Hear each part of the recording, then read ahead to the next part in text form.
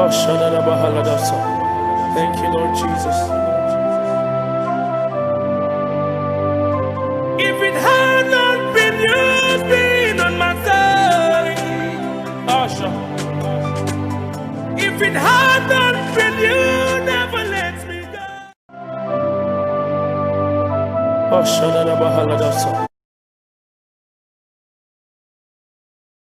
Salut les ados, coucou les ados. Donc aujourd'hui nous sommes rassemblés encore pour vous soutenir, pour vous conseiller et aussi pour vous accompagner sur ce parcours qui est assez délicat, qui est l'adolescence, qui est une transition entre l'âge enfance et puis l'âge adulte. Et voilà, je pense que vous avez aussi besoin qu'on vous conseille, que l'on vous soutient et que l'on vous donne quelques instructions. Nous saluons tous les ados de par le monde, nous saluons les papas et les mamans qui nous regardent, nous saluons les hommes de Dieu qui nous regardent et nous saluons aussi nos frères, nos sœurs, surtout nos amis, les ados. Soyez les bienvenus. Aujourd'hui, nous sommes en de très bonne compagnie. Nous recevons un très grand homme, le prophète David Emmanuel, qui est aussi engagé pour soutenir, pour conseiller les jeunes, qui nous donnera aussi quelques conseils tout à l'heure. Sans plus tarder, nous allons remettre ces moments dans les mains de l'Éternel. Amen. Père éternel, Dieu de gloire, Dieu de miséricorde, nous te louons, nous te magnifions, nous te célébrons, Père. Merci de nous avoir encore rassemblés aujourd'hui. Merci pour nos amis, les adolescents qui nous regardent. Merci pour leur vie, merci pour leur famille. Et merci pour la santé, l'occasion que tu leur donnes de pouvoir partager ces moments avec nous. Merci, Père, de venir prendre place au milieu de nous. Nous te donnons la première place, Père. Et nous t'offrons nos bouches, nos lèvres. Viens parler toi-même à travers nous, afin que ton peuple soit édifié, afin que le monde sache que c'est toi encore qui vis, tu règnes encore sur cette terre. Merci, Père, de toucher quelqu'un. Merci, Père, de délivrer quelqu'un. Merci, Yahweh, de faire du bien à quelqu'un. Gloire, louange, honneur à toi. Amen, amen, amen. Donc, sans plus tarder, nous allons donner la parole à notre invité spécial, le prophète David Emmanuel. Bonjour, prophète. Shalom, prophétesse. Comment vous allez? Par la grâce du travail. Merci, merci. Merci de nous avoir rejoints sur ce plateau. C'est la toute première fois que nous recevons un prophète. Il y a des hommes de Dieu, mais ils ont aussi leur dénomination. Là, c'est un prophète qui est un envoyé de Dieu qui parle de la part de Dieu au peuple. Et donc, je précise juste que le prophète David Emmanuel fait partie de l'église Antioche Internationale, qui est le responsable de cette église. Et il encadre aussi pas mal de jeunes. Donc, nous allons le laisser se présenter. Shalom encore. Mon nom est prophète David Bahiré. Pour les intimes, c'est PDG. Et je suis, comme elle a dit, le pasteur résident de l'église évangélique Antioche Internationale. Nous sommes ici au Togo, bien sûr, au niveau de la Didogome ou Onyome. Premier vent à gauche après la mosquée, sur la rue de Sagbado. Et à part le ministère, il faut savoir que le prophète David Bahiré est un homme d'affaires et qui est dans le monde des affaires. Donc, c'est également un coach qui coach plusieurs personnes, pas seulement dans le ministère, mais dans d'autres choses. On aura le temps d'en parler.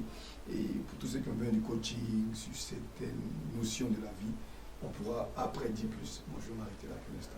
Merci beaucoup, prophète. Je vous en prie. Donc, notre thème aujourd'hui, c'est le jeune ado et l'éducation spirituelle. Le jeune ado et l'éducation spirituelle.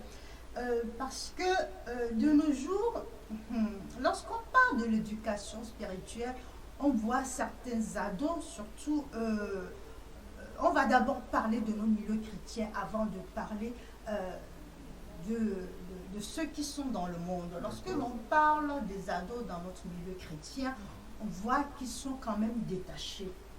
Détachés de quoi? Détachés comment? C'est-à-dire, soit maman est chrétienne, voilà, maman amène à l'église, voilà, on est obligé, on s'oblige à suivre maman à l'église, ou alors ben, on y va parce que il y a papa qui fait partie d'une association, d'une communauté, et puis voilà, le dimanche, il faudrait qu'on se rassemble pour faire la fête, donc on est obligé de suivre. Mais le cœur de l'adolescent n'y est pas là, n'est vraiment pas là. C'est ce que l'on remarque. Donc, Ecclésiaste 11, verset 9 nous dit: Jeune homme, réjouis-toi dans ta jeunesse, livre ton cœur à la joie. Pendant les jours de ta jeunesse, marche dans les voies de ton cœur et selon les regards de tes yeux. Mais sache que tout cela, Dieu t'appellera en jugement. Alléluia. Pour tout cela, Dieu t'appellera en jugement. Cela veut dire, il n'est pas exclu aux jeunes de faire la fête, d'être dans la joie, de se réjouir, parce que non, Dieu est même le Dieu de la réjouissance.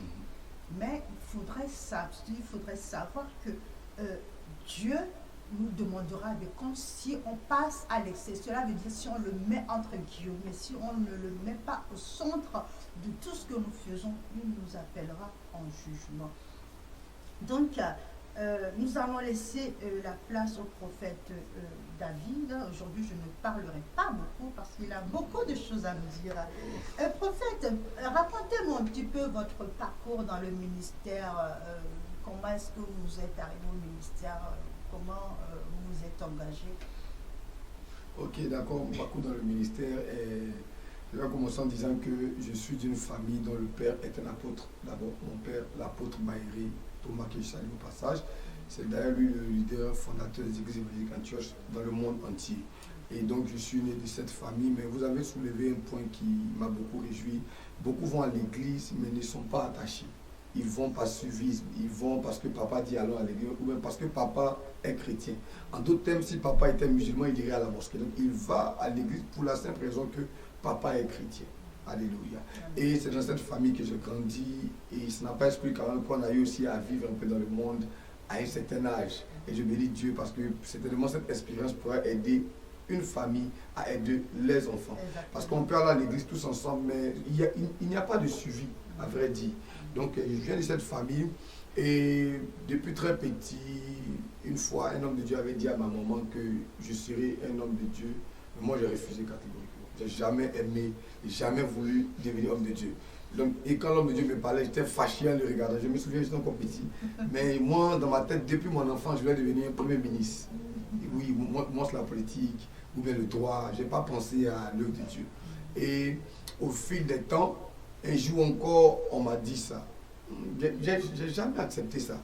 Et c'est ce qui faisait que j'étais engagé, mais j'étais un pied dedans, un pied dehors. Parce que je me disais, non, moi je ne veux pas finir, je veux finir un homme d'affaires, j'aime l'argent. Et c'est dans une année, je pense 2013, ma mère, 2012-2013, ma mère m'a dit un jour qu'elle a fait un songe, que voilà, Dieu dit que je vais le servir, voilà. Et je n'ai pas pris ça au sérieux. C'est vrai que j'ai cru, mais j'ai dit non, je ne veux pas. Et quand elle est décédée, c'est là que tout a commencé, le déclic. Et tiens, c'est devenu fort. J'avais fait une école d'aviation ici à la ville de Lokam en 2011. Et lorsqu'elle est décédée, le déclic a commencé comme ça. J'ai commencé à sentir la paix, mais je ne voulais pas. Et j'ai eu un songe une nuit, et je n'ai pas encore en parlé, mais je pense que je vais prendre le soin d'en parler ici. Dans ce songe, je m'étais retrouvé dans une rue, et subitement, la personne qui marchait avec moi, il me dit, voilà l'apôtre Paul qui est là-bas. L'apôtre Paul duquel la Bible parle. Le voici là-bas. C'est lui. Je l'ai vu, effectivement, la taille, tout. Et la personne, c'était l'ange en fait qui me parlait, et subitement, je suis tombé comme moi, et j'ai vu des étoiles devenir comme les 5 continents du monde. Et je m'étais réveillé le matin, j'ai demandé à mon père, il m'a dit, tiens, ça veut dire que Dieu dit voilà. Et non, je ne veux pas. Et c'est après ça que j'ai été en Guinée-Conakry, c'est là que j'ai été formé à l'église de la Chapelle. Et puis bon, tiens, là-bas, j'étais dans presque 7 à 8 départements. Ça veut dire, mon engagement n'a pas commencé aujourd'hui. Je n'étais pas encore pasteur, j'étais déjà dans 7 à 8 départements. On peut se renseigner là-bas. Et pour ceux qui sont encore à Conakry, qui nous suivent, peuvent demander à l'église de la Chapelle. On leur dira, demandez juste mon nom, on vous dira. Et c'est après ça que j'ai commencé. J'étais retourné à Abidjan, c'était fort. Après, j'étais revenu à Lomé. Et puis bon, voilà. Je vais épargner un peu de beaucoup de détails. Donc c'est comme ça jusqu'à aujourd'hui. je suis devenu PDG. Merci. Wow. En tout cas, moi, je suis bien scotché. Je ne sais pas vous, mais moi, je me fais plaisir. Alors, quel regard maintenant portez-vous sur les jeunes ados, le jeune ado en général? Quel regard portez-vous sur eux? Bon, moi, je porte un double regard. Le premier, c'est un regard de compassion et non un regard de jugement ni de condamnation. Parce qu'aujourd'hui, quand on voit la jeunesse être un peu dépravée, on a tendance à condamner la jeunesse, ce qui n'est pas normal. Parce que la Bible ne nous appelle pas à juger ou à condamner, mais à aimer. Il a dit ne jugez point de peur d'être jugé, mais aimez votre prochain comme vous. Ça veut dire que celui qui doit juger, c'est d'abord Dieu et non l'homme. Aucun homme n'a le droit de juger son prochain. Mais l'homme a par contre le droit et le devoir d'aimer son prochain. Donc j'ai d'abord un regard de compassion envers ceux qui s'égarent, ceux qui se dépravent, ceux qui font n'importe quoi en griffe selon nous. Parce que pour eux, ils ne sont pas en train de faire n'importe quoi, mais ils sont en train de profiter de leur vie. Ça dépend de dans quel angle nous sommes en train de regarder la chose.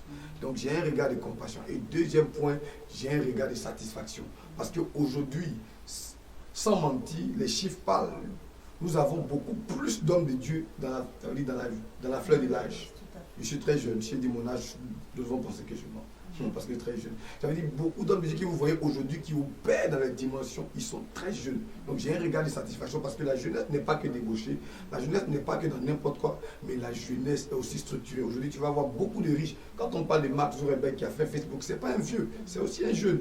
Donc la jeunesse n'est pas que dépravée. Arrêtons de lapider la jeunesse. On a des grands talents dans la jeunesse. La preuve en est que même pour nos leaders politiques, ce sont les jeunes qui font le boulot. Dans tous nos services, c'est la jeunesse. Donc j'ai un regard de compassion et un regard de satisfaction envers la jeunesse. Merci. Et selon vous, comment on peut apporter un plus à l'éducation spirituelle? C'est-à-dire, comment apporter un plus? Déjà, quel âge ça doit commencer? Ok. Et je pense que Proverbe 22, verset 6 est clair. Il dit, instruis l'enfant lorsqu'il sera encore petit. Et quand il sera vieux, il ne s'en détournera pas. Selon moi, l'éducation spirituelle n'a pas d'âge. Ça commence avant même le sein de la mère. Oui, pourquoi? Parce que quand on prend la Bible nous déclare que lorsque la mère de Samson devait tomber enceinte, l'ange lui a dit, tu enfanteras un fils. À cause de lui, ne prends pas le vin, ne prends pas ci. C'était pour ne pas polluer l'enfant qui allait naître. Donc l'éducation commence depuis la grossesse de la mère. Sinon, bien avant, depuis même le temps où le père a un projet de concevoir un enfant, l'éducation doit commencer. Mon fils, je souhaite qu'il soit comme ça. Je vais l'éduquer comme ci, comme ça, comme ça. Ce n'est pas quand l'homme naît qu'on commence à l'éduquer. Avant qu'il n'arrive, on commence déjà l'éducation. Et donc, déjà depuis le bas âge. Pourquoi je l'ai dit? Parce que quand on regarde aujourd'hui, la seule religion, si je peux dire religion, le seul mouvement qui n'éduque pas depuis l'enfance, c'est le chrétien. Que Dieu me pardonne, mais que les chrétiens m'excusent. Quand tu prends un enfant musulman, même à 2 ans, il sait déjà faire l'ablution. À 3 ans, il sait déjà prier. Aujourd'hui, tu vas dans nos églises, nos enfants, ils sont en train de courir dans les grues partout, en train de pleurer n'importe comment et de fatiguer les parents. C'est encore le pasteur qui va dire, calmez les enfants là. Les parents sont où? Ça prouve que les parents n'ont aucun regard sur les enfants. Ils ne sont que là pour blaguer avec les enfants. Demain, c'est pour dire, non, pasteur, mon enfant est un voleur. Ma fille est là. Non, ce n'est pas la faute au pasteur. C'est vous, depuis l'enfance. Comment vous les priez? Ça veut dire quoi? Quand vous voyez les enfants courir dans l'église, ça prouve qu'à la maison, papa ne prie pas. Maman ne prie pas avec eux. Sinon, si on priait, quand on arrive à l'église, on dit, quand on prie à la maison, papa est comme ça, moi je suis tiré comme ça. Les enfants copient, les enfants imitent. Et, excusez-moi, c'est un exemple, je vais prendre, il y a une image que les gens avaient mis sur les réseaux sociaux un temps. On était à l'évaluation, moi et mon fils, si je m'étais mis à genoux, l'enfant s'était mis à genoux. Pourquoi? Parce que moi, quand je suis à la maison, je vais prier, viens, et puis il rit, mais je le mets à genoux. Je suis en train de l'instruire pour dire, quand on se met à genoux, tu te mets à genoux. Quand je ferme les yeux, et ça va rester ancré dans l'enfant. L'enfant, là, ce ne sont que des copistes. Les enfants n'inventent rien, c'est ce qu'ils voient, qu'ils reproduisent. Donc, depuis l'enfance, nous devons déjà dans nos maisons, à nos services, à l'école, commencer à éduquer nos enfants. Parce que la parole déclare, instruit l'enfant selon la voie qu'il doit suivre, et quand il sera vieux, il ne s'en détournera pas. Donc déjà depuis l'enfance commence depuis le fœtus. Donc je vais dire ça. Exactement. Je vais appuyer là-dessus en disant que c'est vrai, là je vais m'adresser surtout aux mamans, parce que lorsque vous portez l'enfant, ceux qui sont dans le monde des ténèbres, eux ils savent bien y faire. Ils ramènent la grossesse à leur fétiche et tout ça pour faire des choses. Mais nous, en tant que chrétiennes, nous devons évangéliser déjà l'enfant dans le ventre. Nous devons chanter des chansons spirituelles. Nous devons prier avec l'enfant. Moi, je me rappelle quand j'étais enceinte de mon garçon, je priais, quand je priais, je chantais, je voyais le ventre qui bougeait dans tous les sens. Il était content. Et quand il est né, c'est un enfant qui aimait la louange. Donc ça commence dès le ventre. On n'attendait pas que l'enfant naisse avant de dire « Mais toi, tu vas aller à l'église, bon, on va te baptiser. » Non, il faut que vous vous entraînez déjà dès le bas ventre, dès le ventre. Et c'est pour cela que lorsqu'ils naissent, ils ont cette soif de pouvoir suivre Jésus, ils ont cette soif de pouvoir connaître Jésus. Voilà. Est-ce que je vais avancer quelque chose? Il y a même des enfants qui sont colériques parce que quand leur maman était enceinte, elle se mettait beaucoup en colère. Oui, c'est Parfois, quand nous faisons des délivrances, Dieu nous montre ce genre de choses. Donc, ça veut dire que depuis là, il y a même des mamans qui, à la grossesse, elle ne buvait que la bière. L'enfant a été maudit par la vie. Lui, là, même déjà, il a 3 ans, là, quand il prend la bière. Et puis après, il y a des combats inutiles qu'on fait parce qu'on n'a pas géré ça depuis le bas âge. Notre destinée, c'est d'abord dans le ventre de nos mères. C'est pourquoi même les musulmans disent la bénédiction ou bien le paradis de quelqu'un est sous le pied de sa mère. Donc c'est depuis là, c'est pour qu'on parle aux mamans, comment nous nous comportons depuis la grossesse, évitons un peu les colères sur toutes les femmes, n'importe comment, évitons un peu certaines choses pour le bien de nos enfants. Ça les dira dans leur destinée. Il faut entraîner l'enfant dans la joie et dans la détresse. Donc justement, on en vient à cette question, le rôle que les parents doivent jouer dans l'éducation spirituelle de leurs enfants. Qu'est-ce qu'on peut leur donner maintenant comme conseil en tant que parents pour pouvoir suivre leurs enfants? Bon, je pense que le premier rôle que le parent a pour l'éducation de son enfant, c'est d'abord lui-même d'être éduqué spirituellement. Tu ne peux pas enseigner le français à l'école si tu n'as pas étudié le français. Alléluia. Donc il faut d'abord que les parents soient éduqués spirituellement. Mais le problème, c'est que beaucoup de parents ne vont même pas à l'église pour être éduqués spirituellement, mais à la recherche des miracles. C'est pourquoi tu vas voir des gens qui sont chrétiens depuis 35 ans et sont là, mais ils ne connaissent rien de la Bible. On prêche le même message depuis là. Il n'est même pas capable de prêcher parce que lui, là, il ne retient rien. Comment quelqu'un qui ne connaît rien peut transmettre la connaissance à quelqu'un? C'est ce qu'on a qu'on donne. Les apôtres ont dit, je n'ai ni or ni argent. Ce que j'ai dit, donc d'abord les parents, le premier point, doivent vouloir se faire former. C'est pourquoi nous-mêmes les pasteurs, nous nous faisons former. Nous-mêmes les prophètes, on se fait former sur tous les domaines de la vie, sur l'économie, sur la santé, sur plusieurs domaines, afin de pouvoir transmettre ça au peuple qui nous écoute. Donc le premier point, les parents doivent d'abord soupirer à l'éducation spirituelle. Parce que la parole a comme ça déclaré, Éphésiens 6, verset 4. Il dit, Père, n'héritez pas vos enfants, mais éduquez-les en les instruisant selon le Seigneur. Voilà. Donc ça veut dire, l'éducation des parents n'est pas que morale, elle est d'abord spirituelle. Donc c'est pourquoi je disais tout à l'heure que lorsque les enfants ne brillent pas à l'église, qui se promettent, ça prouve que les parents ne prennent pas le soin de les éduquer à la maison. Or, éduquer ton enfant spirituellement à la maison va te mettre à l'abri. Il y a des enfants qui volent. Si tu l'avais éduqué depuis l'enfant, Exode 20, tu ne voleras point. L'enfant là, il aura peur de voler demain, même quand ses amis vont vouloir le mettre dans les faux feelings. Donc le rôle, ça veut dire, la responsabilité des parents, je dirais, elle est à 99,9%. C'est d'abord le parent qui commence et le pasteur achève. Mais quand le parent n'a pas commencé, ça rend la tâche compliquée au pasteur qui n'a pas assez de temps à l'église et qui ne peut pas tout faire parce qu'il y a beaucoup de personnes. Mais si les parents prennent le soin de le faire à la maison, quand on arrive à l'église, ça devient comme une révision, ça devient comme facile, ça devient... En fait, la mayonnaise prend vite. Mais quand ce n'est pas fait depuis là-bas, il y a encore des délivrances à faire, il y a encore des combats inutiles. Si nous avons des gens dans le monde des ténèbres, tu vas voir, il y a des enfants depuis 2 ans, ils dansaient déjà le vaudou. Depuis 3 ans, depuis 4 ans. Mais aujourd'hui, on apprend même, regarde, aujourd'hui, laissez-moi vous dire une vérité. Il y a des gens qui viennent à l'église qui donnent 100 francs, 50 francs. C'est parce que quand ils étaient petits, on les habituait à donner 100 francs, 50 francs.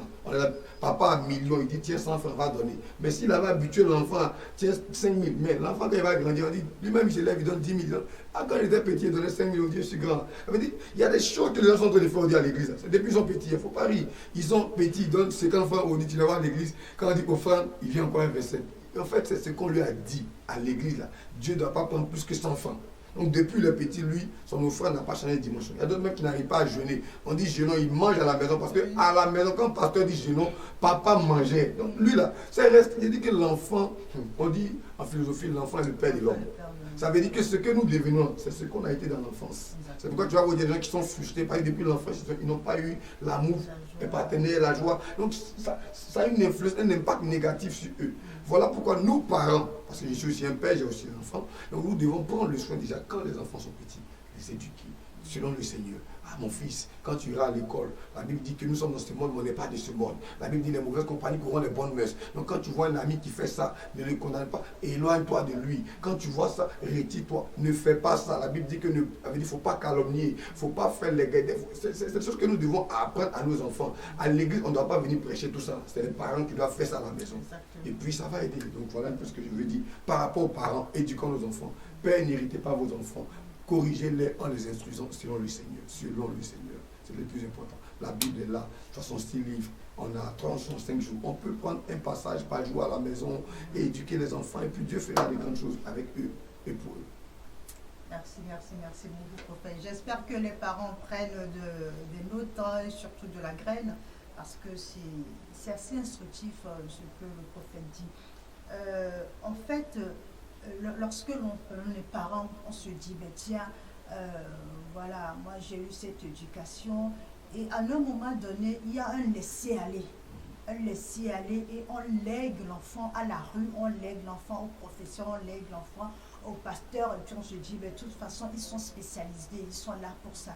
Non, les autres ne sont pas là pour ça. Le prophète, le pasteur n'a pas le temps. Le maître à l'école, il va lui inculquer que ce que lui, il a appris. Et la rue aussi va encore montrer ce qu'il y a dans la rue, ce qu'il y a dans le monde. Mais toi, en tant que parent, c'est à toi de montrer à ton enfant les voies de l'éternel, la voie spirituelle. C'est à toi de l'éduquer selon ta manière. Alléluia. Amen. Et donc, le problème, vous avez soulevé tout à l'heure un problème assez sérieux, c'est-à-dire lorsque les parents ne sont pas éduqués, lorsque les parents n'ont pas l'éducation spirituelle, comment faire? Parce que du coup, il y a le problème des pères spirituels qui se pose. Est-ce que maintenant, il faut introduire ces parents aux pères spirituels ou alors il faut les voir comme ça et comment faire? Bon, je pense que d'abord, tout part de la décision. On n'a pas besoin d'abord d'aller voir un père ou une mère spirituelle. Si tu es décidé à connaître, c'est ce qu'on appelle des autodidactes. Ils n'ont pas été à l'école, mais ils s'expriment mieux que ceux qui sont à l'école. Parce qu'ils ont décidé de dire, moi, même si je ne suis pas à l'école, je dois m'auto-former. Donc aujourd'hui, il y a des bouquins sur adolescents.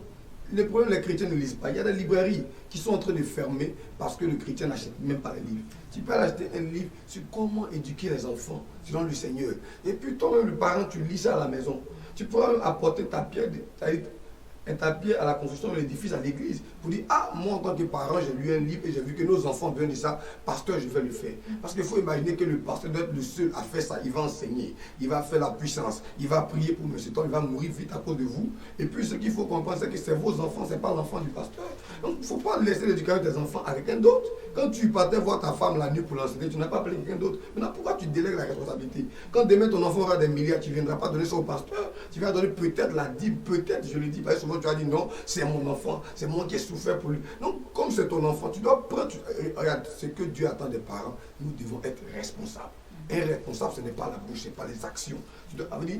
En fait, tu dois prouver ta responsabilité. Tu dois pouvoir coloniser tes enfants. Si tu ne peux pas, la Bible déclare même que celui qui veut être évêque, celui qui veut être pasteur, il doit d'abord tenir bien sa propre maison. Mais si tu ne peux pas le faire dans ta propre maison, pourquoi tu es venu nous tromper à l'église, nous tous? Donc voilà un problème. Donc aujourd'hui, d'abord, il faut que les parents aient la décision d'apprendre. Parce que même s'ils n'ont pas la décision, que tu les envoies chez le père spirituel, ils vont dire, oh, qu'est-ce qu'il est en train de dire même? Moi, je n'ai pas le temps de venir apprendre. Oh, parce qu'il n'y a pas la décision, mais quand il y a la décision, tu vas voir que tout va devenir facile. Et ça va faciliter encore la tâche au pasteur qui pourra donner des astuces pour dire, ok. Et puis, excusez-moi, c'est même pour ça qu'on a des moniteurs à l'église qui gèrent les enfants. Et ces moniteurs et ces monitrices, on doit les enseigner. On ne doit pas te les dire là, ok, chanter avec les enfants, Jésus est né. Non, on doit leur dire, ok, vous devez prendre les enfants. Enseignez-les comme ça, comme ça, comme ça, comme ça. Les enfants là, à 10 ans, ils seront des dangereux prédicateurs. Mais même à l'école le dimanche, nos moniteurs, et là, ne sont pas formés. Ils ne font que insulter les enfants. Oh, venez ici. Non, on doit enseigner. Quand ces gens-là seront enseignés. C'est pourquoi, excusez-moi, mais que l'Église ait une politique pour les enfants. Ça va nous aider. Parce que le monde a une politique pour les enfants. Oui, je sais de quoi je parle, mais l'Église n'en a pas. Ayons une politique pour les enfants. Ça nous aidera parce que les enfants sont la relève de Dieu. Amen, amen, amen. Les enfants sont l'avenir de Dieu, n'est-ce pas? Et qu'en est-il des pères spirituels alors? Quel rôle eux ils jouent dans l'éducation des enfants, dans l'éducation des parents? Quel est le rôle du père Le père spirituel vient consolider ce que le parent a déjà établi. Ok. Parce que tout à l'heure, je peux te donner un enseignement, tu vas dire non, moi, ce n'est pas l'enseignement qu'on m'a donné. Hein. Ça, là, ça ne cadre pas avec moi. L'église, là, ça ne me sied pas. Je vais partir ailleurs. Je prends un enfant qui a fait l'église catholique. Quand tu l'envoies dans une église réveillée, tu dis faisons ça. Il n'est pas habitué. Ce qu'on a appris, c'est je vous salue, Marie, pleine de grâce. Toi, tu te dis on doit chasser l'esprit du monde. Dans lui, tu regardes même là. Il dit non, cette église, il ne peut pas rester ici. Parce que ça dépend de ce qu'on a inculqué depuis. Donc, le père spirituel vient pour consolider ce qui a déjà été fait. Le père spirituel vient pour réveiller le leader qui dort en l'enfant. Parce que vous devez comprendre que chaque enfant est comme une mangue.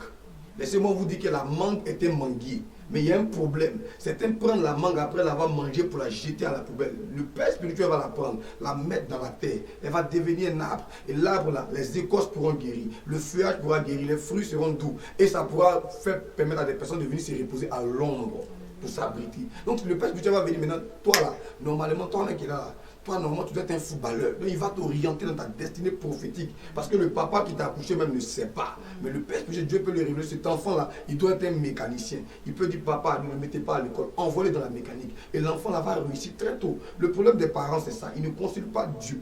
Et ça fait qu'aujourd'hui, on met nos enfants, ils vont à l'école, ils ont le bac plus 20 et ils n'ont pas d'emploi. S'il avait consulté Dieu, Dieu allait dire, non, cet enfant est sage-femme. Traite-toi, on le met là-bas. Traite-toi les milliardaires. Lui là, non, il doit être footballeur. Traite-toi, on le met là-bas. Donc, le père spirituel vient maintenant pour apporter une orientation. Il vient pour guider, il vient pour affermir, il vient pour nourrir l'enfant. Le point le plus important, il vient pour apporter sa couverture. Laissez-moi vous dire qu'il y a beaucoup d'enfants qui ne sont pas morts aujourd'hui à cause de la couverture du père spirituel sur la vie. Si le pasteur ne priait pas, l'enfant s'il allait mourir. Il y a des parents qui savent que les enfants tombent toujours malades. Donc le père vient apporter une couverture également. Voilà. Donc je vais m'arrêter là.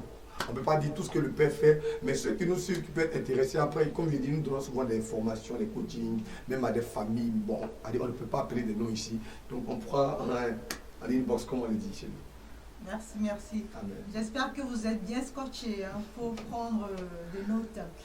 Et quels critères devons-nous prendre pour choisir les pères spirituels? Comment savoir que celui-là, il est père spirituel ou alors il peut être père spirituel? Ça, c'est une question forte, c'est le piège, alléluia.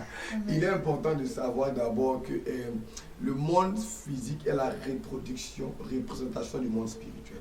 Qu'est-ce que je veux dire? Pour être un père dans la chair, un père physique, il faut d'abord atteindre l'âge de la puberté. Je suis en train d'avancer un peu. Alléluia. Parce qu'après, je vais expliquer les choses. L'âge de la puberté, si tu n'as pas ça, tu peux être garçon comment.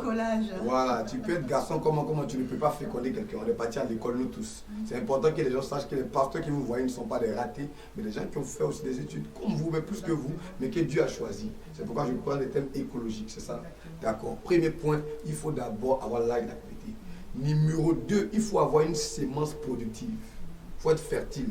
Tu peux avoir l'âge de la puberté, même 100 ans si tu es, excusez-moi, impuissant. Je suis désolé pour toi. Amen. L'autre point, c'est le point le plus important. Il faut être responsable. Ce n'est pas parce que tu as l'âge de la puberté, ce n'est pas parce qu'il y a 12 ans, il peut être un père. Non, à 12 ans, je peux être un papa, pas un père. Un père est un repère, un papa n'est pas un repère. Aujourd'hui, on a beaucoup de papas que de pères. C'est pourquoi on a beaucoup de mères célibataires. Parce que les papas ne sont pas responsables, mais les pères sont responsables. Le père prend soin de l'enfant. Le père assure la vie de l'enfant jusqu'à ce qu'il vieillisse. Donc, ce n'est pas parce que j'ai l'onction, je fais tomber 4 personnes que je suis un père. Non. Aujourd'hui, beaucoup d'hommes de Dieu tuent leur ministère parce qu'ils ne sont pas là d'être père, ils veulent être père. Donc, vous devez comprendre. Maintenant, ce qui fera de toi un bon père doit avoir un père. Tu n'as pas de père, que toi-même tu es un bâtard. Comment tu pourrais être un bon père? Tu auras des enfants bâtards. Donc, nous devons comprendre les choses. Ce n'est pas parce que aujourd'hui tu es... Non, je peux t'évangéliser, mais je ne suis pas ton père spirituel. Parce qu'il y a ce qu'on appelle les pères en Christ. J'étais gagné au Seigneur, je suis ton père en Christ. Ce qu'on appelle les pères dans la foi. Ce qu'on appelle le père spirituel. Ce qu'on appelle le mentor. En fait, c'est plusieurs choses qu'aujourd'hui les gens ne comprennent pas. Aujourd'hui, quelqu'un, il est à peine leader d'un groupe WhatsApp où on prie. Il dit appelez mon papa. Tout le monde a un papa là-bas. Papa, toi tu es papa au nom de quoi? Parce que tu as un peu de sperme là. Mais tu n'es pas encore père. Est-ce que tu as une maison où tu peux mettre le fils? Est-ce que tu peux éduquer l'enfant? Est-ce que tu peux le coacher? Est-ce que tu peux prendre soin de lui? Les gens ne peuvent pas le faire. Donc aujourd'hui, il faut comprendre. Ce n'est pas parce qu'on a tous l'onction, on a le zèle. Non, l'onction ne fait pas de toi un père. Ce qui fait de toi un père, c'est beaucoup de choses. Et on ne peut pas tout dire ici. Mais je veux lancer un message à la jeunesse aujourd'hui. Mais si je profite de l'antenne, aujourd'hui, je vois beaucoup de dérives. Beaucoup de jeunes s'élèvent. Je m'appelle prophète. apôtre. Tu vois des gens qui n'ont même pas une cellule de prière qui s'appelle apôtre. Mais arrêtez de vous insulter vous-même. C'est ce qu'est l'apostolat. Tu vois des gens, parce qu'ils se levaient, j'ai vu un esprit, c'est pas, je suis prophète. Tu connais le prophétique. Donc arrêtez de vous tuer. Quand tu n'es pas un père que tu engages dans une bataille de paix, tu vas mourir vite. Il y a des gens qui n'étaient pas aptes à tenir une famille. Je suis un père. Ils se sont appauvris, ils n'ont plus rien. Ils sont à gauche, la famille à droite. Ils ne peuvent même pas payer le coulage. Les enfants deviennent des bandits ou des poclés à cause du père. Donc arrêtez de conduire les chrétiens à la perdition. Vous, soi-disant père, si tu n'es pas encore un père, il faut te renseigner. Chez nous, on dit à connaît pas, à demander. On va t'expliquer comment devenir père. Donc il faut que toi qui veux devenir un père, toi qui aspires au père, tu dois venir à l'école des pères. Moïse a été un père parce qu'il est parti à l'école d'un père qu'on appelait Jétro. Jésus même dit que mon père, Jésus même qui est Dieu, dit mon père, mon père. Toi, tu te lèves un matin, tu as à peine 12 ans. Jésus même à 12 ans, il prêchait, on dit les pharisiens étaient contents, ils étaient étonnés. Le gars n'a pas ouvert le ministère, il a attendu. Toi, tu prêches un peu, tu es un peu dans le tu dis non, mon père spirituel, là, il me fatigue. Il a l'ouvrir mon église. Tu vas souffrir, mourir jeune. Il faut bien m'écouter. Après, il faut appeler un conseil. Dieu te bénisse. Amen, amen. À connaît pas, à demander. Voilà, à connaît pas, à demander. Donc, prenez-en de la graine. Si vous ne connaissez pas, demandez. Vous avez le numéro du prophète, n'hésitez pas. Donc, je ne vais pas te contacter. Tu vas me contacter. Non, contactez-lui. Je voudrais savoir, est-ce que vous organisez des rencontres des ministères pour les jeunes, pour les enseignants, pour les instruire? Comment vous vous organisez à l'église Antioche? Ok, d'accord. J'organise ces genre de rencontres et c'est pas depuis aujourd'hui. Depuis avant d'être pasteur, j'étais un saint fidèle à l'église. J'organisais des rallyes de jeunesse, j'organisais des programmes de jeunesse où j'invitais des artistes. Vous pouvez demander à des personnes en Côte d'Ivoire comme Azaf Duchel et autres. C'est avant d'être pasteur qu'on s'est connus parce que j'organisais des programmes pour la jeunesse. Moi, j'ai toujours eu ce fardeau-là pour la jeunesse parce que je rêve d'une jeunesse en fait différente. Je me dis qu'aujourd'hui, les gens n'ont pas la bonne information de la jeunesse. Les jeunes ne sont pas des gâtés, les jeunes ne sont pas des ratés, les jeunes ne sont pas des irresponsables comme nous le pensons. Aujourd'hui, quand des gens voient des pasteurs jeunes, on dit oh, est-ce que le pasteur jeune là, qu'est-ce qu'il m'attend? Non! Donc je veux qu'on corrige cette erreur. Parce que le potentiel que le jeune a, ce n'est pas orgueil. Le vieux n'a pas ça. Le jeune a la vigueur que le vieux n'a pas. Voilà pourquoi les vieux composent beaucoup avec les jeunes. C'est écrit dans la Bible. Lisons bien la Bible, on va comprendre des choses. Donc nous organisons des séminaires pour les jeunes. Je parle des jeunes d'abord chrétiens. Et ça veut dire qu'ils veulent accomplir la destinée selon le Seigneur. Parce que nous devons comprendre que tu ne peux pas accomplir ta destinée étant chrétien comme un païen. Ça ne marche pas. Ce n'est pas les mêmes mondes. Donc ça, c'est un point. Nous organisons également des séminaires pour ça veut dire les fiancés, les couples. Et même pendant le confinement, j'ai beaucoup fait des directs sur ma page par rapport au mariage et autres. Pour parler à la jeunesse. Parce qu'aujourd'hui, il y a un problème. Les gens confondent le goéga aux fiançailles. Fiançailles, là, c'est quand tu allais faire la dot. On dit allons à mes fiançailles. Vous n'avez même pas encore vu même les parents, tu dois les fiancer. Tu connais les fiancés. Donc souvent, on parle aux jeunes par rapport à ça. Parce que si tu as raté le choix de ton partenaire, de ta conjointe, tu peux rater ta destinée si tu n'es pas ressaisi très tôt. Donc on veut éviter ce genre de dérapage dans la jeunesse.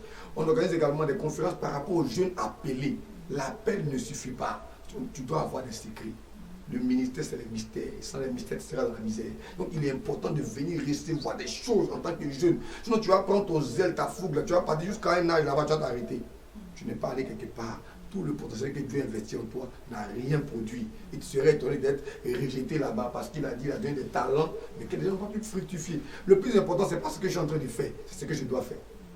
Ce que je fais est différent de ce que je dois faire. C'est tellement Dieu m'attend à faire ci et moi je fais ça. Les gens m'acclament, c'est beau, mais Dieu m'attend ici, je fais quoi là-bas? Donc il est important de venir recevoir. Donc ça, c'est pour les jeunes, parce que nous voyons qu'aujourd'hui, Dieu a beaucoup appelé la jeunesse. Car c'est la prophétie du prophète Joël qui a dit, après tout cela, je répandrai mon esprit. Mais il a parlé des fils et des filles, des jeunes gens, avant de parler des vieillards. Donc il est important de rentrer dans cette dynamique. Alléluia. Et donc nous donnons également des formations sur la jeunesse au niveau de l'entrepreneuriat. Oui, écoutez, être jeune ne veut pas dire être pauvre. Tu peux être jeune et prendre soin de ton père et de ta mère. Ça veut dire que ce n'est pas que ton père et ta mère qui doivent prendre soin de toi. Ça peut être l'inverse. Mais si tu es formé à l'entrepreneuriat, on peut te dire, ok, là, tu as tel âge. Même à l'école, voici le business que tu peux développer là-bas et avoir de l'argent. Ça veut dire qu'on doit maintenant, comme j'ai dit, vous êtes comme des mangues. On doit vous prendre, vous mettre en terre pour que vous deveniez un manguier qui a nourri beaucoup de personnes. Donc, il y a plusieurs formations que nous faisons. Et on a également une formation que nous sommes sur le point de faire très bientôt avec l'un des prophètes de la nation, le prophète Niaouto Rouget. Ça veut dire très bientôt, nous aurons un grand moment de formation pour la jeunesse parce que notre cœur bat et pleure beaucoup pour les jeunes. Nous voulons une jeunesse différente parce qu'aujourd'hui, il y a beaucoup de jeunes qui vont à l'église, mais qui sont pauvres. Pourquoi? Parce qu'ils n'attendent que de Dieu. Or, ils oublient que Dieu attend d'eux des choses. Quand le pasteur a fini de dire, tu deviens riche, tu dois comprendre une chose, je dois me lever pour aller me chercher. La richesse là ne va pas tomber du ciel. Donc on doit maintenant parler à cette jeunesse qui a des talents mais qui est en train de mourir, qui a des talents mais qui est en train de dévier, qui a des talents mais qui n'est pas en train de les fructifier, qui souffre, qui pleure. Oh, l'argent est en nous, l'or est en nous. C'est à nous de les faire sortir. Donc on a ces moments de formation. Très bientôt on va les lancer. Et également nous avons d'autres moments de formation personnels. Ça veut dire que tu peux me contacter, prophète, je veux telle formation. Ce n'est pas de la talakou, mais je suis dans tous les domaines, sauf dans le domaine de l'occultisme.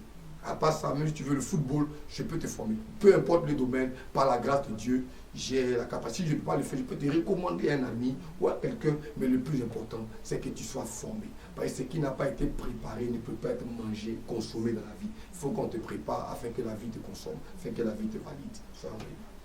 Amen, amen. Et donc pour finir, quel conseil maintenant donnez-vous aux jeunes, aux ados qui nous regardent, qui sont un peu perdus dans le monde, qui ne savent pas quelle direction prendre, qui ne savent pas où aller? Quel conseil leur donner? Le conseil que je peux donner aux jeunes qui m'écoutent, c'est d'avoir Christ dans sa vie. Ça, c'est le plus grand conseil que je peux donner à un homme. Pourquoi? Parce que quand on jette un regard aujourd'hui, on se rend compte que la jeunesse est devenue le plat favori de la mort. Les jeunes meurent que les vieux. Cela veut dire, ta destinée pour l'accomplir, il n'y a pas à faire d'âge. Non, même à 12 ans, tu peux accomplir ta destinée avant de quitter ce monde. Donc tu dois avoir Christ. Quand tu as Christ, le deuxième conseil qui a été donné, il faut avoir, ça veut dire, un père ou bien un mentor qui va t'aider à rentrer dans ta destinée. Ce qui a aidé David, c'était son père. C'est pourquoi lorsque Saül l'a vu, Saül a dit, de qui est-il fils? Derrière tout succès, il y a quelqu'un. Tu peux me voir ici en train de prêcher. Il y a quelqu'un derrière moi qui m'a forcément préparé avant qu'il soit manifesté. Donc, jeunes partout dans le monde, nous avons besoin de ces personnes-là derrière nous qui vont nous préparer, qui vont nous motiver, qui vont nous challenger, qui vont nous mettre. L'autre point que je peux donner, c'était le verset avec lequel nous avons commencé. Jeune homme, réjouis-toi dans ta jeunesse. Livre ton cœur au plaisir, mais sache que Dieu t'appellera en jugement. Tout ce que nous sommes en train de faire, nous devons garder une chose en tête. Et si Christ revient aujourd'hui? Ou bien, et si quelque chose de mal m'arrivait? Quel serait mon bilan devant Dieu? Donc, quand on aura cette pensée, je pense que ça va nous aider à comprendre la pensée de l'apôtre Paul. Nous sommes dans ce monde, mais on n'est pas de ce monde. Regarde, tu peux te réjouir sainement. Je n'ai pas besoin de mettre mon pantalon dehors pour être élégant. Tu vois, je suis habillé comme je suis au. N'est-ce pas? Ça veut dire que tu n'as pas besoin d'être extravagant, non, pour être élégant, parce que l'élégance n'est pas l'extravagance, ni la délinquance, comme on le dit. Et ça veut dire que nous devons comprendre ces genre de choses. Tu peux, ça veut dire, te réjouir, sans aller dans une boîte de nuit et verser de l'argent. L'argent que tu as versé là-bas, là, mon frère, ça peut payer terrain à des petits copains peut-être. Ça peut te faire construire une cité immobilière. On va dire, le premier jeune Togolais qui avait 25 ans, qui a construit une cité immobilière de 200 maisons, c'était toi. Mais toi, tu prends ça pour dire non au nom de la vie. Après, regarde, écoute-moi très bien, moi j'ai fait le monde que toi. On m'appelait David Obama, c'était mon nom avant. Les boucantiers, on me connaît à Abidjan. Les DJ, on se connaît, même jusqu'aujourd'hui. Mais on a vu qu'il n'y a rien dedans. Tu finis de faire tout ça après, souvent, tu n'as même pas 500 pour payer à Ebonlou le matin. Et tu vois, oh, c'est toi qui avais peut-être 500 000, c'est toi qui avais 1 million. Bien aimé, la vie est devenue courte. Soyons sages. Parce que la Bible déclare que la crainte de l'Éternel est le commencement de la sagesse. Soyons bénis, ayons tous Christ. Et on ne peut pas tout dire ici, comme vous savez qu'on n'a pas assez de temps. Mais je pense que la régie est en train d'afficher les contacts. Comme l'animatrice a dit, vous pouvez contacter et par la grâce, Dieu nous orientera et on vous donnera le suivi qu'il vous faut afin que vous puissiez quitter de là où vous êtes pour arriver là où votre destinée doit arriver. La seule chose que je vais vous dire, vous n'avez pas de vie, alors vous n'avez pas droit à l'échec. Vous avez aussi droit au bonheur. Alors, à vous de décider ce que vous devez faire de votre vie. Mais selon mon donner votre vie à Christ, contactez-nous et on pourra vous aider. Amen, amen, amen. Donc, on se réjouit de ce moment ensemble. Le prophète David nous a conseillé, nous a enseigné, il nous a mis sur un chemin. Donc, à nous maintenant de faire nos pas, à nous de faire nos preuves, à nous de pouvoir saisir ce qu'il a su nous dire. Donc, nous allons nous arrêter là. Je vous salue de par le monde. N'hésitez pas, si vous avez des conseils, des questions, des interrogations, quelque chose qui vous taraude, n'hésitez pas à contacter le prophète pour plus d'explications. Maintenant, si vous voulez aussi vous former, vous instruire, n'hésitez pas aussi. Il a déjà donné les indications. N'hésitez pas à vous rapprocher de lui. Amen.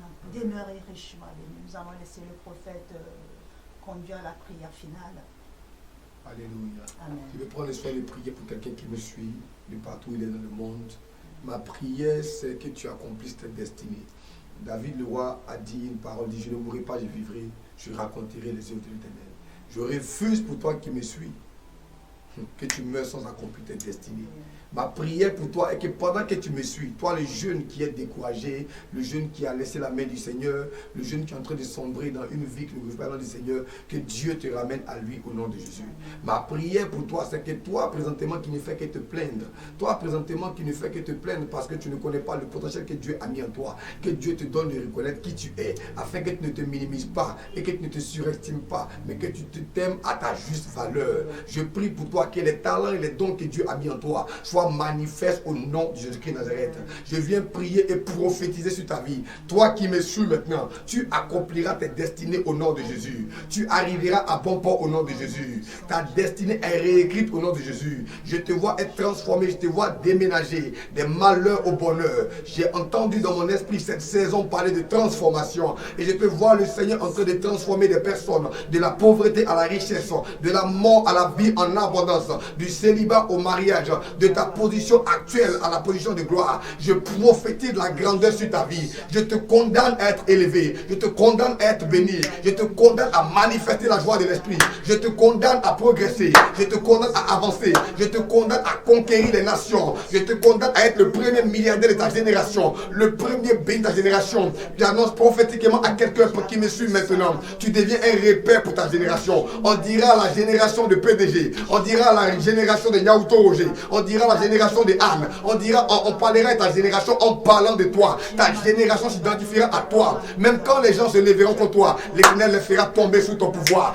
Ils viendront contre toi par un chemin. Ils ne retourneront pas par ce chemin. Ils te feront la guerre et ne te vaincront pas. Mille à ton côté, dis à ta droite, tu ne seras pas atteint. L'Éternel est avec toi. Je parle à un vaillant héros ce matin. Je parle à une vaillante héroïne ce matin. Tu es un vaillant héros. Tu es une vaillante héroïne. Lève-toi, accomplis tes destinées. Lève-toi et sois conscient de la destinée que Dieu t'a confiée. Et lève-toi et change l'histoire de ta famille. Change l'histoire de ta génération. La main de Dieu est avec toi. La grâce du Seigneur sur toi. Je prie que la grâce te soit multipliée. Là où la condamnation avait parlé, que la grâce parle en ta faveur. Là où le rejet s'était exprimé, que l'acceptation soit ta portion. Je suis en train de voir un ange en train de parfumer des personnes avec le parfum de la faveur. Reçois le parfum de la faveur parce que tu es. Et reçois l'odeur de la bénédiction. Dans le nom puissant de Jésus, je vais prier pour toi. Tu es béni, tu es protégé, tu es sécurisé, tu es élevé, tu es gardé, tu es couvert par le sang de Jésus. Tu es riche, tu es prospère. Au nom de Jésus-Christ de Nazareth, nous avons prié. Dis-moi Amen 7 fois chez toi à la maison, c'est fait.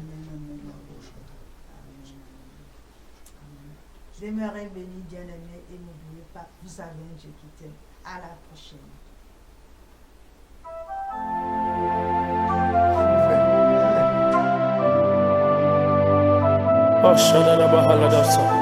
Thank you, Lord Jesus. If it had not been you being on my side, if it had not